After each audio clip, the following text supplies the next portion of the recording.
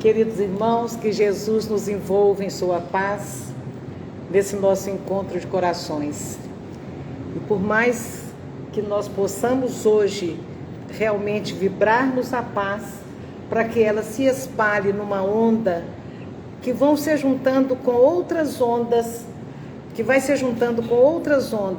para cobrir o Oriente, palco de tanta tristeza.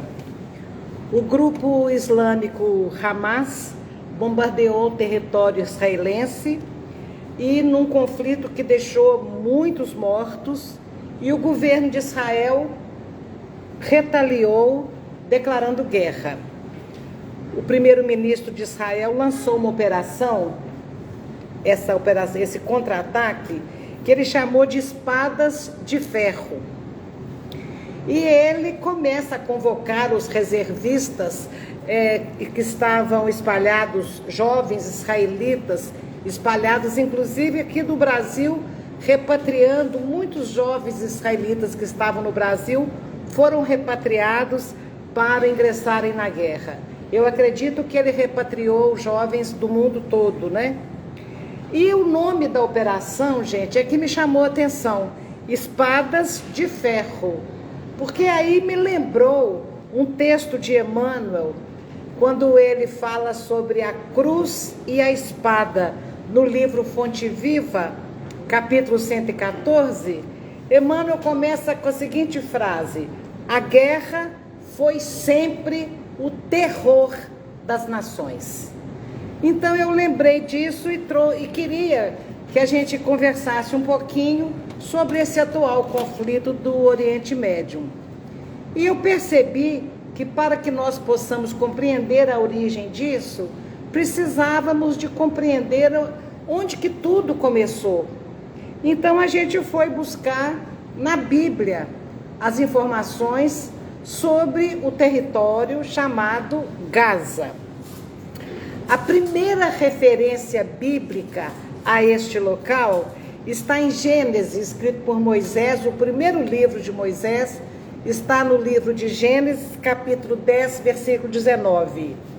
E Moisés escreveu: as fronteiras de Canaã estendiam-se desde o Sidom, que é uma cidade portuária também, e chegavam a Gaza, que era considerada a fronteira de Canaã, e a terra conhecida como Canaã, que a gente está falando aqui, é um território que hoje abrange Israel, Cisjordânia, Gaza, Jordânia, o sul da Síria e o sul do Líbano.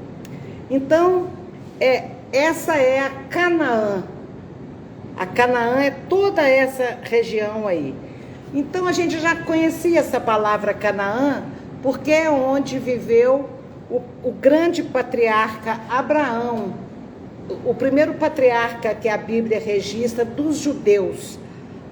Foi lá em Canaã que Abraão sobe a montanha com seu filho, pensando que Deus queria que ele sacrificasse um único filho.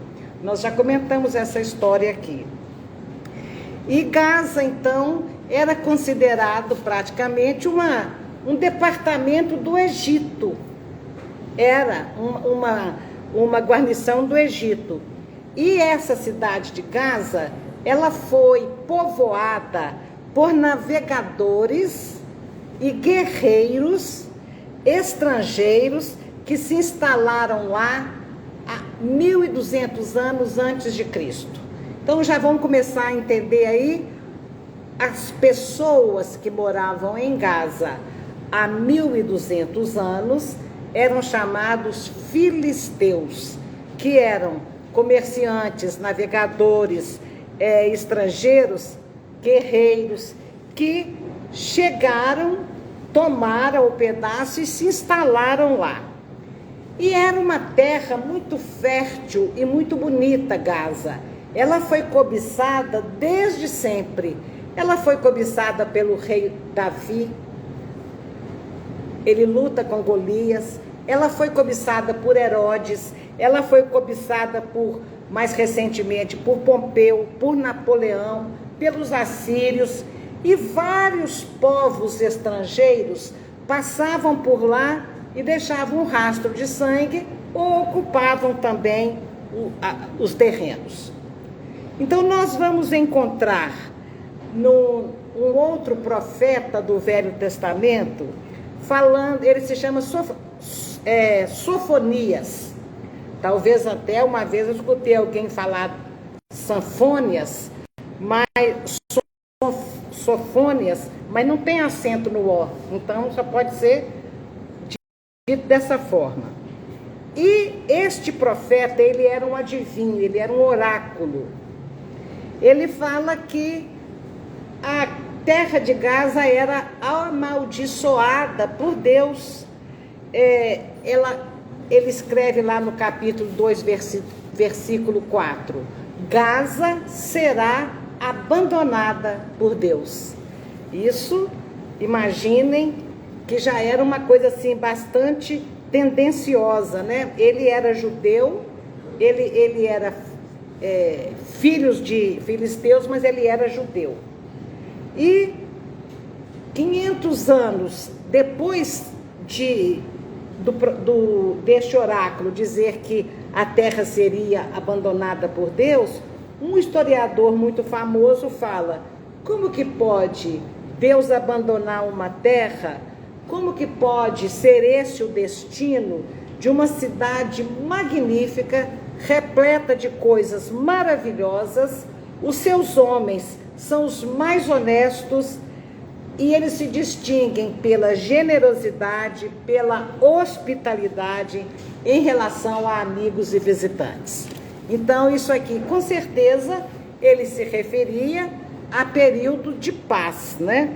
Elogiando a população que morava lá, quer dizer, os filisteus e os outros estrangeiros, e elogiando também a beleza do local. No livro de Amós, que era também um outro profeta, tem ali uma ameaça no capítulo 1, versículo 6. Ele diz, Amós diz: assim fala o Senhor, porei fogo aos muros de Gaza, o fogo devorará os seus palácios, exterminarei os habitantes. Imagina um Deus falando uma coisa dessa, que vai arrasar com uma localidade, que vai queimar tudo e vai colocar, queimar inclusive as pessoas. Aí imagina um Deus, eles acreditavam num Deus capaz de incendiar uma região vastíssima, belíssima, e com crianças, idosos e tudo mais. Eles acreditavam nisso, e o profeta Amós também acreditava nisso, que Deus ia exterminar com Gaza. Mas nós precisamos de muito mais competência do que uma simples curiosidade, como fui eu para o Velho Testamento pesquisar isso. Preciso de muito conhecimento para entender a simbologia, né? Porque a Bíblia, o Velho Testamento, é carregado de simbologia. E se a gente analisa ao pé da letra, como eu acabei de fazer, quando eu pergunto para vocês, existia um Deus capaz de fazer isso?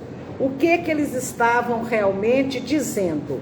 Então, eu dei uma pesquisadazinha de leve, e os estudiosos da Bíblia dizem que todas as vezes que eles escreviam que Deus estava amaldiçoando uma região, condenando uma região, eles estavam, na verdade, combatendo o paganismo, porque ao povo judeu foi entregue a missão de declarar ao mundo a existência de um Deus único.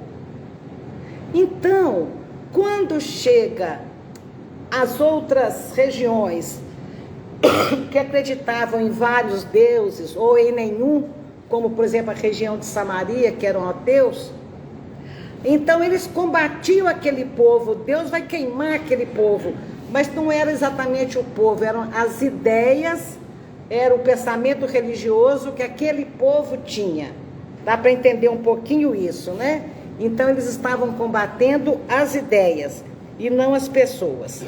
Em Juízes, o livro chama Juízes, capítulo 3, versículo 12, nós vamos encontrar assim: os filhos de Israel continuaram a praticar o mal diante do Senhor, e o Senhor os entregou nas mãos dos filisteus durante 40 anos.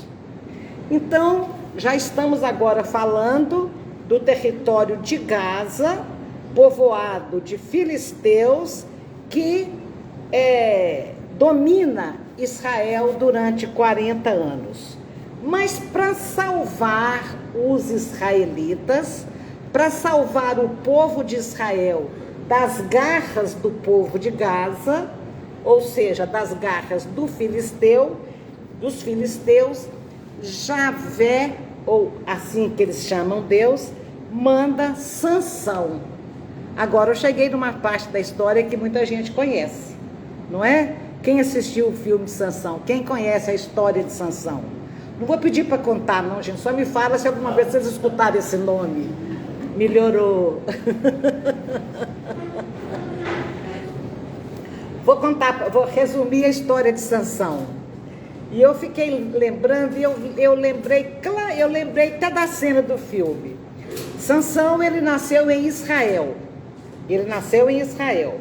Na época que ele nasceu, conforme a gente já disse, o povo de Israel vivia ameaçado pelos filisteus, o povo de Gaza. E aqui vem mais uma informação, que Gaza ficava ao sul de Canaã. E Sansão, isso aconteceu por volta então de 1200 anos antes de Cristo. Sansão era um nazareno, que ele nasceu exatamente na região de Nazaré, né? Até era mais certo dizer que ele era um cananeu, né? Nascido na região de Canaã, que abrangia tudo ali. Então ele era um nazareno, como Jesus, ele era conterrâneo de Jesus, contemporâneo não. E segundo consta a Bíblia, Sansão era dotado de extrema força, de uma extraordinária força. E Deus chama Sansão para libertar então o povo de Israel, que estava ali dominado pelos filisteus. Quem era Sansão? Um dos juízes da Bíblia. Ele era uma pessoa importante no cenário político de Israel. E Sansão então começa a atacar os filisteus, mas ele se apaixona por uma mulher. Como é que ela chamava? Oba! Ela era filisteia. Ela era filha exatamente do povo que ele combatia, que ele matava. E os filisteus então chamaram Dalila e subornaram a Dalila, né? Descubra onde está a força de Sansão, que nós vamos te dar muito dinheiro para você fazer isso. O amor dela era tanto que não precisaram nem de insistir. Ela queria descobrir então onde estava a força dele, porque o chefe dos filisteus queria descobrir como é que conseguiria dominar, amarrar, prender aquele gigante tão forte, né? E ela descobre que a força de Sansão estava nos cabelos e corta os cabelos de Sansão. Quando ele acorda, ele tinha perdido toda a sua força. E os filisteus então o aprisionaram, furaram os olhos de Sansão e levaram para a prisão em Gaza. Isso está na Bíblia, no livro de Juízes, capítulo 16, versículos de 10 a 19. A força de Sansão, então, estava nos cabelos, mas segundo um importante historiador do Velho Testamento e do Novo Testamento, o Carreira das Neves, o Sansão tinha essa força, mas ele tinha uma fraqueza. Ele gostava só de mulher filisteia. Ele andou se envolvendo lá com outras. Então Sansão foi preso com correntes. Agora vocês vão lembrar dessa cena no filme. Correntes de bronze. E ele ficava na prisão girando uma pedra de moinho, cego, prisioneiro, trabalhando para os filisteus. E ele, com a sua força enorme, ele movia esse moinho. E ele ficou prisioneiro muito tempo. Tanto tempo que deu tempo do cabelo dele crescer. E quando o cabelo dele cresce, ele recupera a sua força, né? E o chefe dos filisteus faz uma festa sem saber que Sansão tinha recuperado as forças. Reúne todo mundo, 3.000 pessoas, no templo deles, templo de Dagon, para festejar o quê? Nosso Deus nos entregou o nosso inimigo Sansão. Então vejam, de um lado tinha um povo acreditando que Deus manda Sansão para salvá-los. Do outro lado tinha um outro povo acreditando que Deus havia entregado aquele emissário como prisioneiro. Então a crença deles em Deus era muito forte. Então foi em Gaza que Sansão foi levado a esse templo, cheio de homens e mulheres. E todos os chefes dos filisteus, toda a casta política mais importante. E Sansão, então, foi amarrado numa das colunas e ele invoca o Deus dele, o Javé, e toca as duas colunas centrais que sustentavam o templo. E na hora que ele tenta derrubar, soltar-se das colunas centrais, ele diz que eu morra junto com os filisteus. Que eu morra junto. E ele empurra a coluna, o templo desaba e mata 3.000 filisteus. Essa história, alguns historiadores dizem que ele nunca existiu. Tem um frei franciscano que estudou isso muito a fundo e ele fala que a história de Sansão é mais uma história do que uma história.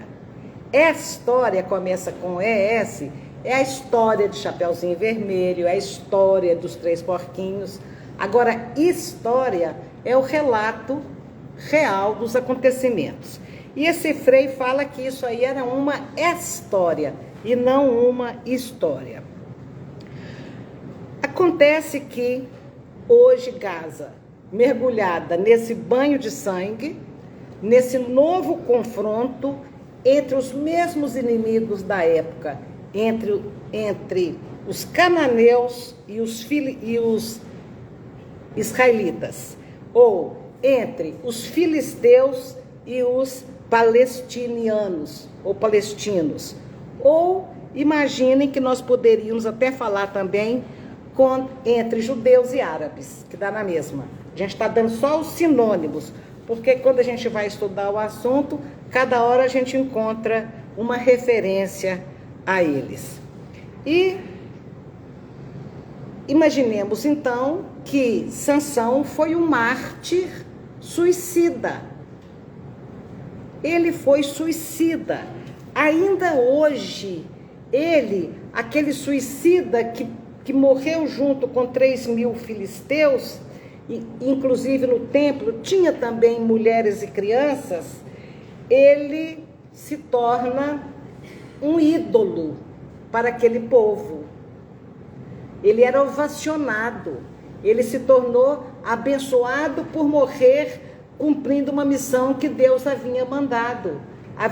Então nós estamos percebendo claramente de onde surgiu essa história deles se matarem, porque lá virou uma fábrica de bombas humanas, né? O movimento islâmico Hamas pratica um terrorismo insano, porque a pessoa se entrega a Deus acreditando piamente que está fazendo uma coisa certa. porque isso é cultural na vida deles, porque isso foi assim há milênios.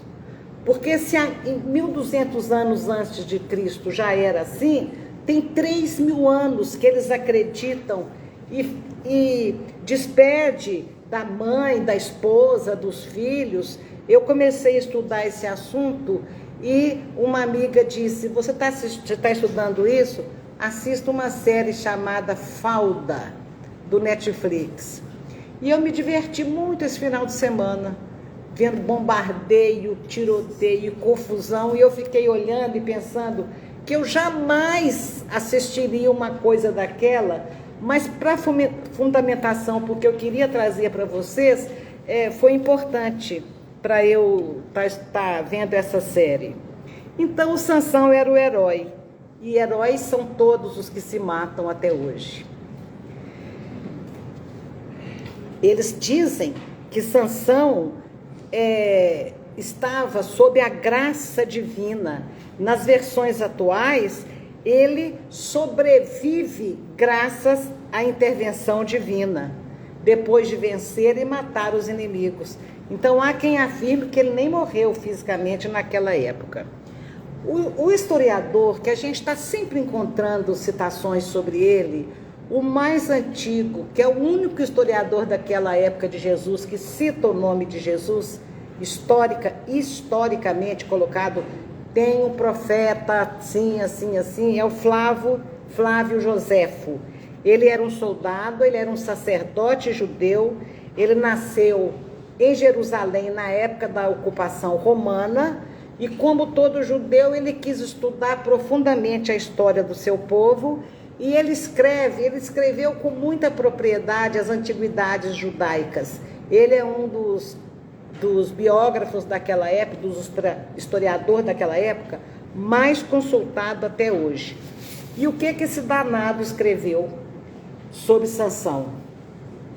Olha que o Flávio Joséfo é respeitado até hoje como historiador, um judeu respeitado até hoje como historiador. Ele escreveu: Sansão merece ser admirado pela sua coragem e força e magnanimidade na sua morte, e que a sua ira contra o inimigo tenha ido tão longe ao ponto de morrer junto com eles, e isto é uma virtude extraordinária. Então, olha como é que aquele pessoal foi educado, foi formado, né? Então, nós insistimos. Todo mundo que se aproxima dessa história faz as mesmas reflexões. Por que é que Deus, supostamente, esse historiador diz assim, a gente tem certeza que Deus é justo, ele fez tudo para alimentar o ódio entre cananeus e israelitas. Ou Deus fez tudo para alimentar o ódio entre os filisteus e os palestinos. Ou, em outras palavras, eles, analisando a Bíblia assim, pensam que Deus fez tudo para alimentar o ódio entre árabes e judeus. O Velho Testamento foi escrito por judeus. Foi escrito por judeus. Por isso que Gaza sai, a princípio, feia na fita. E quando Sansão se torna um ídolo lá, todos os de Gaza ficam feios na fita também, porque se tornam terroristas. A verdade é essa. Mas analisando essa guerra hoje, não tem mocinho, não. Não tem um lado para você torcer. Porque vem, por exemplo, os Estados Unidos defendendo Israel e vem o Irã contra Israel, defendendo o grupo islâmico. Vem a ONU, que não concorda com aquilo, querendo estabelecer a paz, e a renitência está dos dois lados. Israel provocou muito mais morte agora entre os terroristas do grupo Hamas do que os terroristas praticaram em Israel. Então, lá eles ainda estão no olho por olho, dente por dente. um vai lá e mata o pai do outro, ele tem todo o direito de ir lá e matar o pai do que matou o pai dele. Então é uma loucura. Judeus e muçulmanos, na verdade. Na verdade, nós estamos falando de uma guerra entre judeus e muçulmanos. O Alá, o Deus que protege todos os muçulmanos, é uma situação complicada, e o historiador que eu citei antes, o Carreira das Neves, ele fala que a questão é mais complicada um pouquinho, porque antes da faixa de Gaza ser disputada, já havia guerras e mais guerras por causa do Santo Sepulcro, o local onde Jesus foi sepultado, onde Jesus foi crucificado, não sei, a igreja do Santo Sepulcro é muito cobiçada por eles, porque na verdade o corpo de Jesus desaparece do túmulo, mas parece que é isso mesmo, eles conseguem dizer que não houve ressurreição e que o corpo está num determinado lugar ali. O corpo, esse lugar é um lugar sagrado para judeus, para cristãos e para muçulmanos. Todas essas três querem o domínio financeiro daquele local, visitadíssimo o tempo todo por todo mundo. E quem detiver o poder sobre aquele local vai enriquecer, porque fiéis do mundo inteiro querem estar lá. Então, o problema é porque quando se sacraliza um local, tanto para cristãos, como para judeus, como para muçulmanos, quando fala assim, esse lugar aqui é sagrado, não se admite que aquele lugar pertença a duas nações ou a duas religiões. Por isso a guerra para manter a unidade. Os historiadores dizem, se quiser parar com a briga, é só dizer que aquela terra não é santa. Mas eles insistem em dizer que Jerusalém é a terra santa, e aí então fica essa guerra. A gente lê com muita tristeza os historiadores modernos falando que, combatendo e ovacionando, historiadores modernos ainda acreditam na força da violência, na força da vingança, na força de tudo isso. E um vai lá e diz que Sansão não era tão importante assim, tanto que ele não fazia parte do Alcorão, que ele não fazia parte dali, que ele não representava nada. E aí fica essa coisa, mas que nós já estamos agora compreendendo bem a situação, onde que começou essa história dos homens bomba, né? Quem teve essa primeira ideia? Lá na Bíblia. E hoje, por que lá então começou a ser chamado faixa de... Quem vai falar comigo? Junto comigo? Combinei isso? Vai precisar não. Não lembrei. Não tem problema. A faixa de Gaza surge em 1947. A ONU finalmente aprova a divisão da Palestina entre árabes e judeus. E a cidade de Gaza e seus arredores estavam sob controle dos árabes. Depois da Segunda Guerra Mundial, isso foi agora, em 1940, judeus do mundo inteiro, fugindo dos horrores do Holocausto, foram para Gaza. Por isso que lá hoje é super populoso, né? Eles foram para essa região fugindo da perseguição alemã e modificando, inclusive, geograficamente o território de Gaza. E aí estão as raízes do conflito atual, porque lá era território dos árabes. E os judeus chegaram e modificaram muita coisa. Então a confusão não estava mais entre filisteus atacando Israel. Não estava mais em Gaza atacando Israel.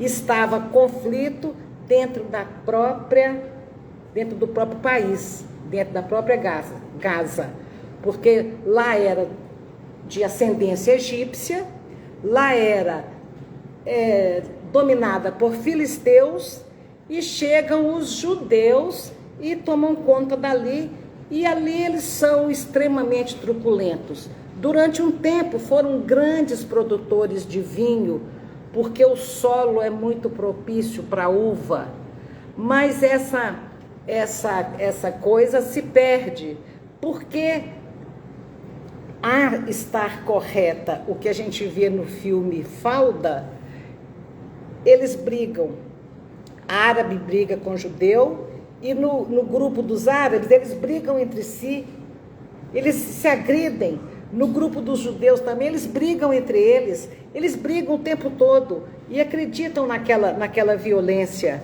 muito, muito, muito estranha.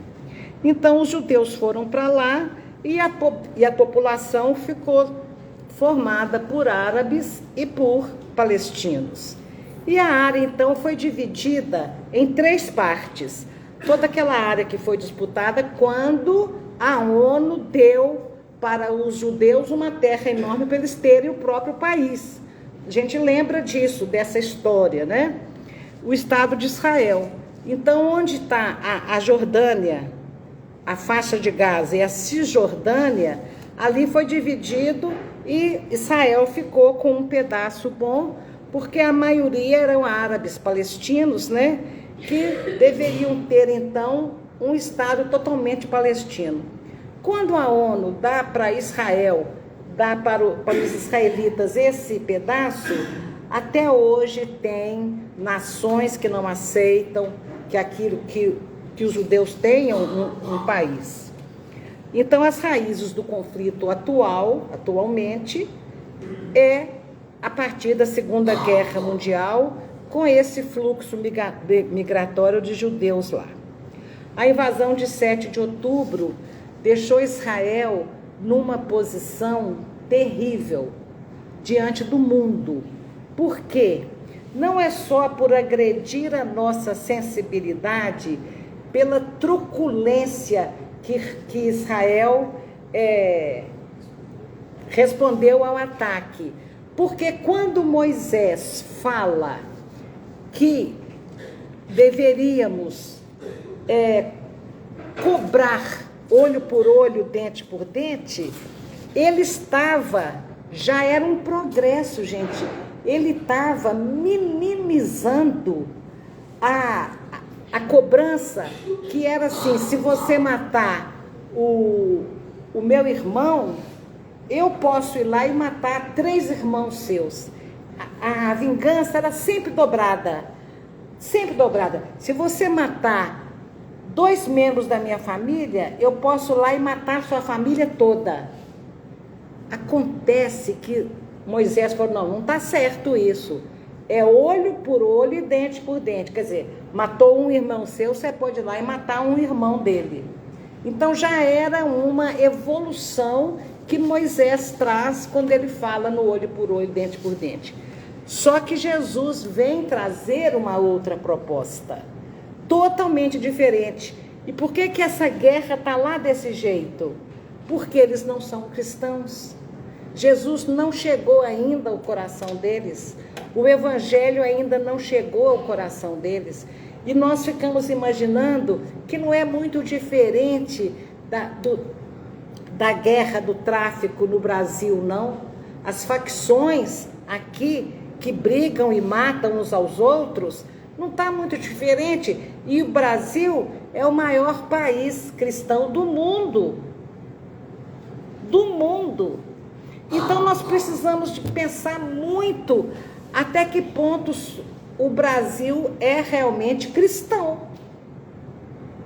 O Brasil não é cristão, porque o evangelho ainda não conseguiu.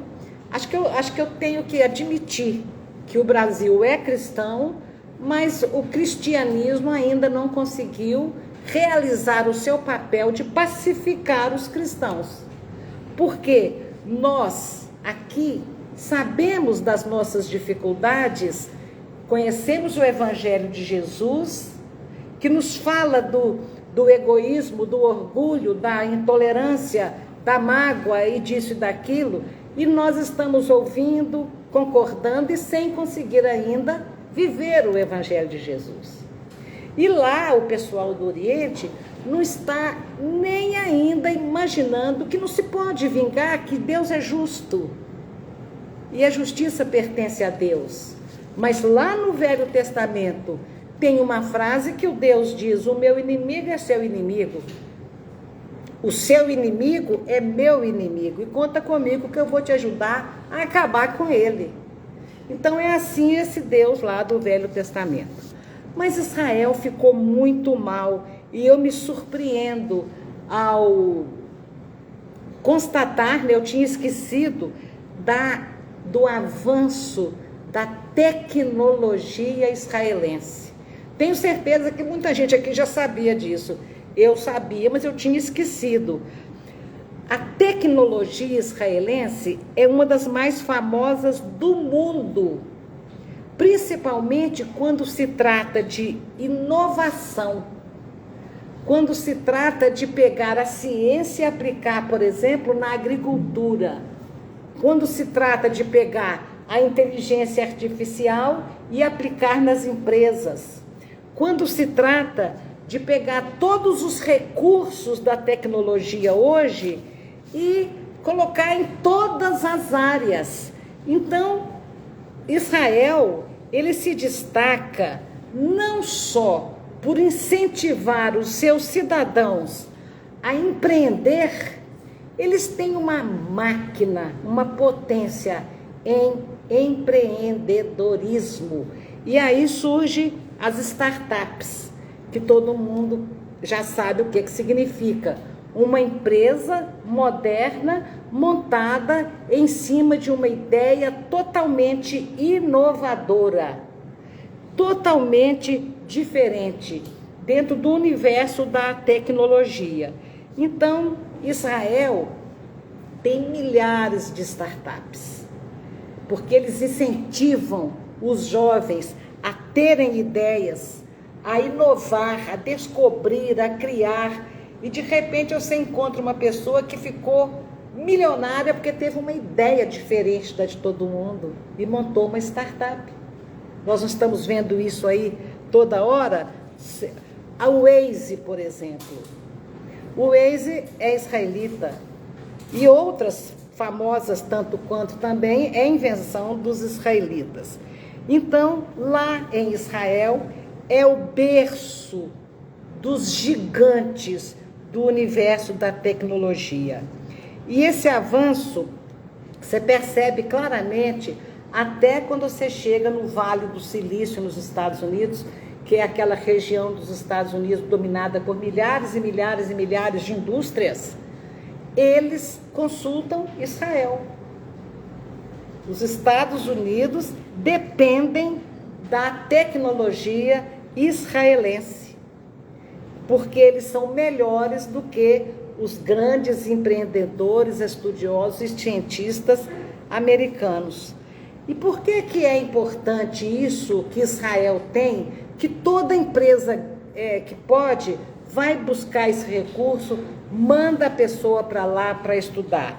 Porque a quantidade, isso é fácil da gente entender, a quantidade crescente de informações que a rede, que a internet tem, é tanta informação. Você clica lá que você quer saber sobre agricultura de soja, mas vem tanta informação, que o produtor não consegue aprender aquilo tudo, estudar aquilo tudo, ver todo aquele conteúdo. O que o método de Israel propõe? Eles ensinam como lidar com essa sobrecarga de informações, de textos, e condensa e analisa e sintetiza em textos pequenos e fáceis de ler. Então eles fazem isso com o tema que você quer pesquisar. Por essa razão que este país, Israel, atrai e capacita pessoas do mundo todo, principalmente dos Estados Unidos. Então, o serviço de inteligência de Israel é absurdamente desenvolvido. Eles podem controlar um país inteiro com a sua vigilância, com os métodos. A gente vê em filme, uma câmerazinha oculta aqui. Nossa, o que eles têm hoje é como se a cidade toda tivesse uma câmera fiscalizando todos os quarteirões. Se vocês assistirem Falda, o que não aconselho, e até entendo se não assistirem, se vocês assistirem Falda, vocês vão ver como é que fica uma pessoa dentro de um bunker, dentro de um local, falando, virou lá, foi lá, tá lá. Em qualquer lugar do país que o bandido tiver, eles estão ali. Que as pessoas estiverem, eles estão ali, com esse serviço de inteligência. E aí, por que Israel ficou muito feio na fita? Ele ficou feio na fita exatamente porque com toda essa tecnologia, com tudo isso que ele tem de melhor do mundo em vigilância, com todos os programas que ele tem de segurança em todas as áreas, conseguir ser invadido pelos extremistas islâmicos de paraquedas. Teve extremista, teve terrorista que desceu de paraquedas. E eles não perceberam. O serviço de inteligência de Israel, copiado pelo mundo inteiro, eles não perceberam que estava se organizando uma grande invasão lá, que seria por mar, por terra e por ar. Passou totalmente despercebido deles. Então, está todo mundo querendo entender como que pôde isso acontecer. E a gente fica imaginando como é que permite esse tapa no orgulho intelectual daquela nação. E quando a gente fala que Deus permite, a gente tem que entender bem o que significa isso. Não é que falaram, Deus, podemos atacar? Ele falou, pode, vai e ataca. Não. O permitir significa, Deus criou lei que regem as nossas vidas e nos deu o livre-arbítrio. Aí é que está a permissão, só. Não que ele tenha autorizado um ataque ou uma defesa. Absolutamente. Não vamos cair nessa mesma visão tão arcaica. Deus, como é que Deus permitiu que isso acontecesse? Como que Deus permitiu? Ele não permitiu. Ele criou leis e deu a liberdade às pessoas de agirem. Uma coisa é mais do que certa. Cada um vai responder pelos seus atos. Com fanatismo ou não, em nome de uma religião ou não, em nome das suas crenças ou não, cada um vai ser responsabilizado pelos seus atos. E o que mais nos preocupa enquanto reencarnacionistas é que se Jesus disse, daí não saireis enquanto não pagares o último ceitil, quer dizer, daí você não vai sair enquanto você não consertar o que você estragou. Daí da terra você não vai parar de reencarnar enquanto você não resgatar todos os seus erros, todos os seus equívocos. Então, se Jesus diz isso, a gente fica imaginando quantas reencarnações esse pessoal vai precisar para consertar essa destruição. E isso nos entristece porque é sinal que a terra ainda, por muitos séculos, será palco de guerras, será palco de sofrimento, será palco de dor. Jesus, na Bíblia, no Novo Testamento, não tem essa frase, quem com ferro fere, com ferro será ferido. Isso é um ditado popular, mas é mais ou menos uma explicação da lei de causa e efeito que nós temos estudado aqui por tantas vezes. você vai colher o que você plantar. Isso é inevitável. Então a terra será, sim, ainda por muito tempo, palco de dores e de sofrimento. Então, nós não tenhamos dúvidas. Ninguém que está sofrendo esse ataque estava ileso diante de Deus.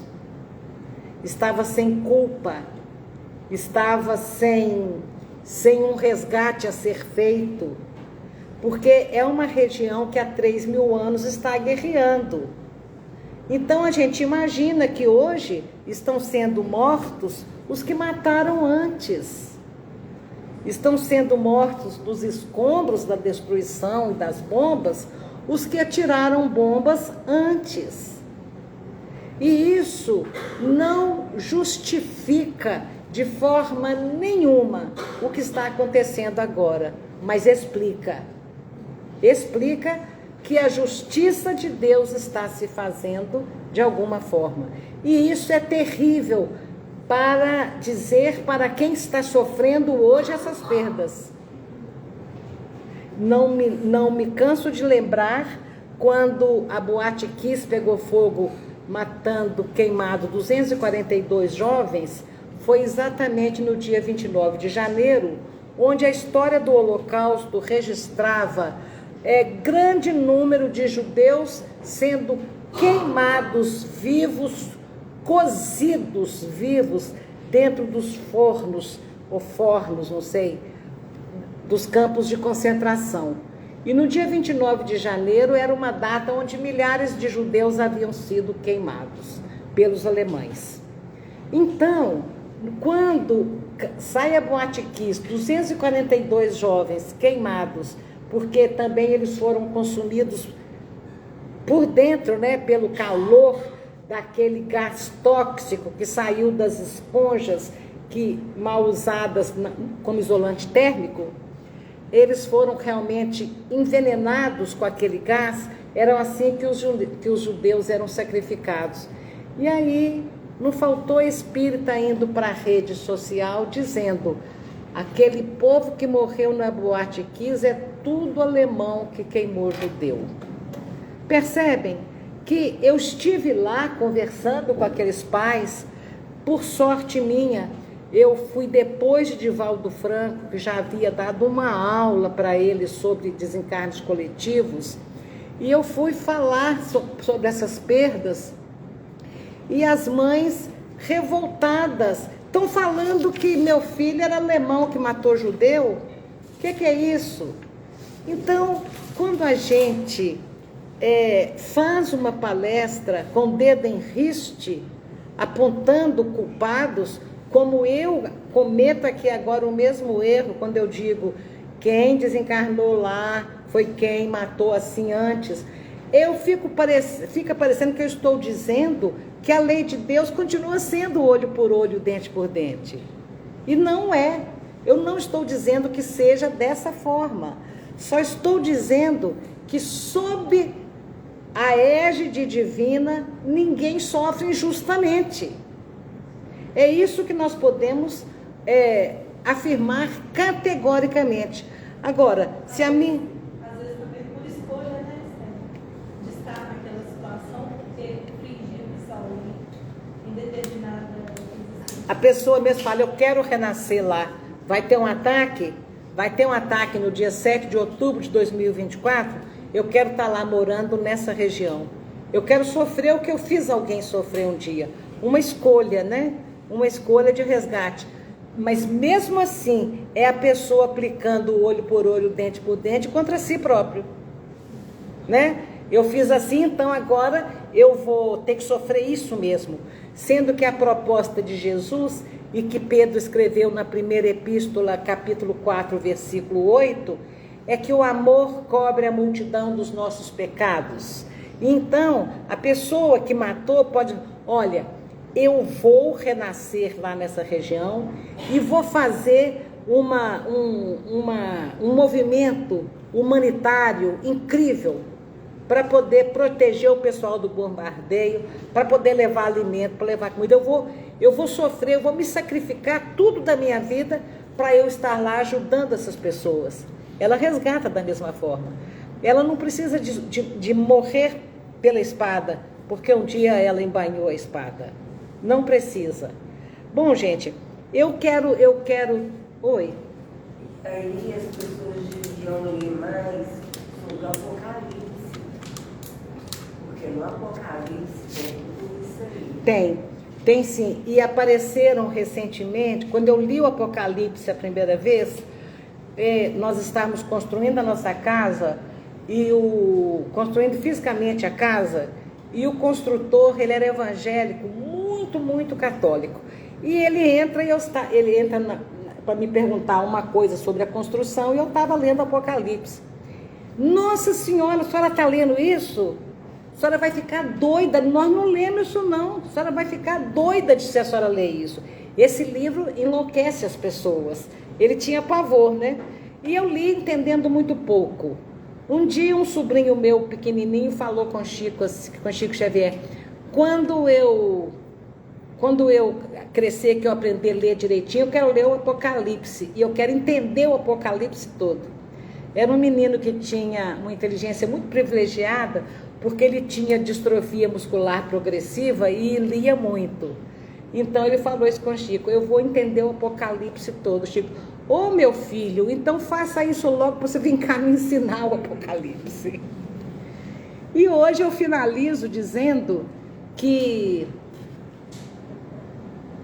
eu já contei essa história aqui, só quero lembrar que uma grande amiga de Chico Xavier hospeda o Chico em São Paulo, uma senhora que jurou, no congresso que ela conta essa história, foi do centenário de nascimento de Chico, em Brasília, ela estava lá, uma grande amiga do Chico, hospedava o Chico na casa dela todas as vezes que ela ia a São Paulo, e numa rodinha de conversa ela conta que ela encontra o Chico chorando na sala pela manhã, e ela pergunta a ele por que ele estava chorando. Ela falou, porque ele falou assim, porque eu acabei de receber um recado que Jesus não atendeu um pedido meu. E ela fala, como, Chico, que Jesus não atendeu um pedido seu? Tipo assim, se não atendeu o seu, imagina o meu, né? Como que ele não atendeu um pedido seu? Ele diz, o que você pediu? Eu pedi para renascer no Brasil. E a resposta que veio é que ele me espera em Jerusalém, no ano de 2000, daqui 100 anos. Daqui 100 anos. E isso casa com a proposta da parceria Chico-Emmanuel. Emmanuel diz num determinado momento para Chico, a nossa parceria com Jesus vai demorar 300 anos, a princípio. Então, 3 séculos. O primeiro século seria este século que acabou, o século XX, onde Chico foi o médium e Emmanuel o mentor. Neste século XXI, seria o contrário. Emmanuel reencarnaria e Chico seria o guia espiritual, o mentor. E Emmanuel seria o médium. E no século 22, ele diz que Jesus espera por ele em Jerusalém. Está precisando de gente. Eu acho que vai reencarnar lá nessa região muitos espíritos iluminados, muitos considerados santos pela igreja, vão para lá para poder formar nova base, novo caldo cultural, nova maneira de entender o Deus. E finalmente colocar o cristianismo lá para eles. E vai ser uma luta inglória, a princípio. Que Jesus os abençoe.